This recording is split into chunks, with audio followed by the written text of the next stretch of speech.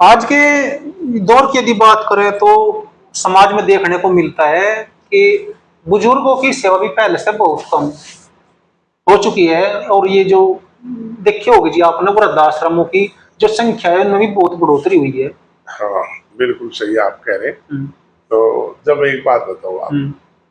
शुरुआत होती है दहेज से। हम्म। सबसे पहला जो कारण बनता है हम्म। वो दहेज बनता है। हम्म।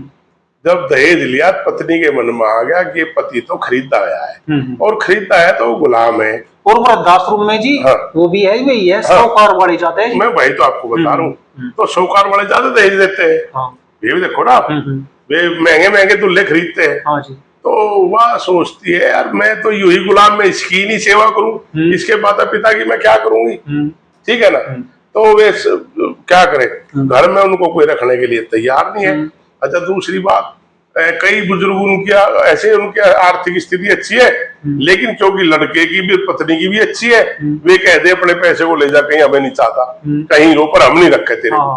ठीक है ना। और अब तो मैं गरीब परिवारों में भी देख रहा हूँ, वे भी माँ बाप की सेवा कर कर राजी नहीं है। ठीक है ना। ये हालत आ गई। सबसे पहला कारण है दहेज। दूसरा कारण है अब उसके उनके खुद के बच्चे की, और जो उनके घर में बच्चे की घरवाली आई यानी उनकी बहू, उसकी परवरिश कैसे हुई।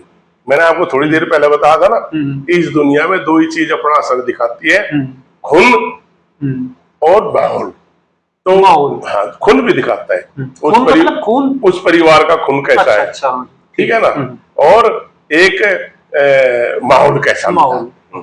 कई बार ऐसा होता है कि खून का असर माहौल को दबा लेता है, कई बार माहौल का असर खून को दबा लेता है। ये हो जाए। कई आपने देखा होगा, कई बार शेर की आदत है मांस खाने की, और जो मिलता है उसको ही, आदमी कोई भी लो उसको ही खाने की, लेकिन कई बार वो पालतू बन जा। तो वो पालतू बना, जिसका मतलब खून का असर दबाव में आ गया, माहौल मिल गया उसका, वो माहौल में दब गया उसका। ठीक है ना। तो इस तरह होता है। और कई बार अच्छे परिवारों के भी आपने देखा होगा, अच्छे परिवारों के बच्चों को भी जब माहौल खराब मिलता है तो वे राक्षस हो जाते हैं। देवता का बेटा राक्षस हो जाता है कई बार माहौल मिलने से, और राक्षस का बेटा देवता हो जाता है माहौल मिलने से। तो दोनों चीजें, कोई असर कभी ज्यादा हो जाए कभी कम हो जाए, ये दो चीज असर डालती है दुनिया में, तीसरी नहीं डालती। और कई बार जी बड़े बड़े अधिकारी है, बड़े बड़े सेठ साहूकार आत्महत्या कर रहे हैं। हाँ, वो इसलिए तो करते हैं जी कि वे समझते हैं लोग वे एक भूल है। मैं आपके माध्यम से युवाओं को बताना चाहता हूँ, एक भूल है, पैसा ही सब कुछ है, सफलता ही सब कुछ है। मैं ये कह रहा हूँ, अच्छा जीवन जीने के लिए सफलता तो एक माध्यम है। लेकिन इसका मतलब ये नहीं कि हम सफल हो गए तो इसका मतलब हमारा जीवन भी सफल हो गया।